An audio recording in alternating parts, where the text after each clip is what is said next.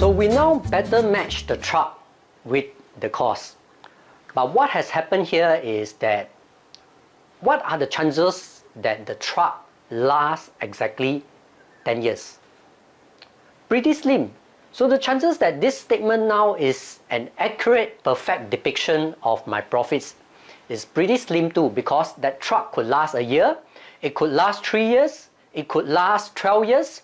And what if the drivers take the truck out every weekend and drives it and beat it to death? And after 1 year, I have to liquidate it. Now, if I know that my truck can only last 12 months, I should have been depreciating $5,000 a month, which means I would lose $3,000 a month rather than make $1,500 because the truck only lasted a year.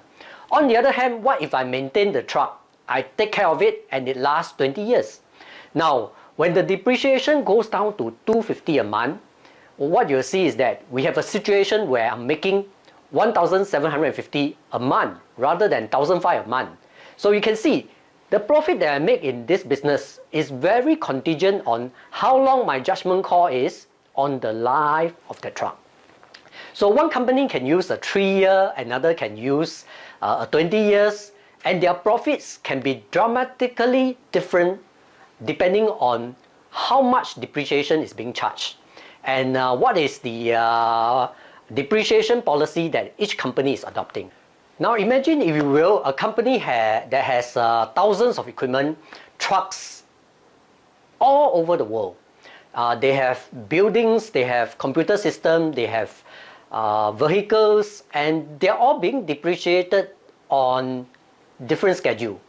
Wouldn't you be very nervous if you wanted to figure out how much depreciation was in that business and how much profit was based on that? Well, a lot of analysts were concerned too, and people on Wall Street started saying, wait a minute, when we look at bottom line profit, it can be manipulated by the changes in depreciation from time to time. And it's based on judgment that give us a number that we can't rely on.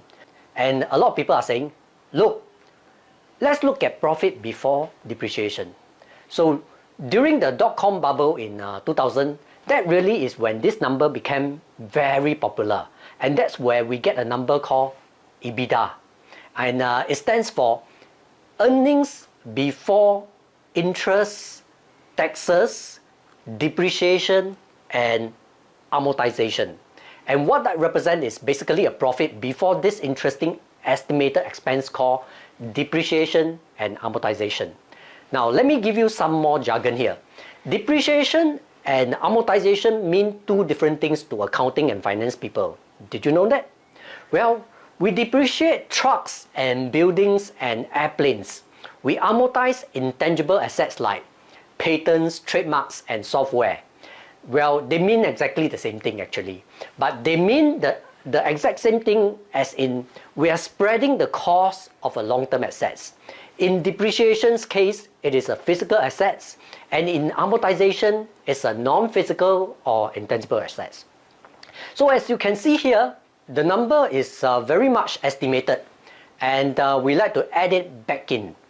Now there's another group of people that really like Ebitda, and it's the banks and the financial institution, because Ebitda is perceived as future cash flow.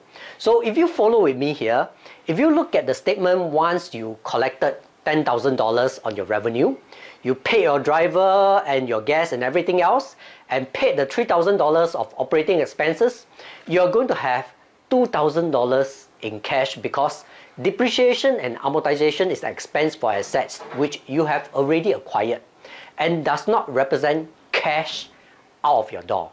So Ebitda became a number that analysts like to use, because if I'm comparing companies, I can just eliminate this number and just look at the $2,000 and compare companies, and it doesn't matter what is their depreciation policy and how they depreciate. It's a number that is more comparable.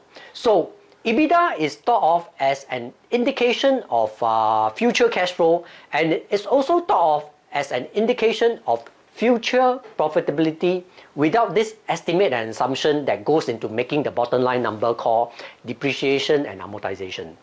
Now, Ebitda makes it a lot easier to compare businesses because a lot of companies have different depreciation and amortization policies. It also helps you get a better handle on indicated cash flow.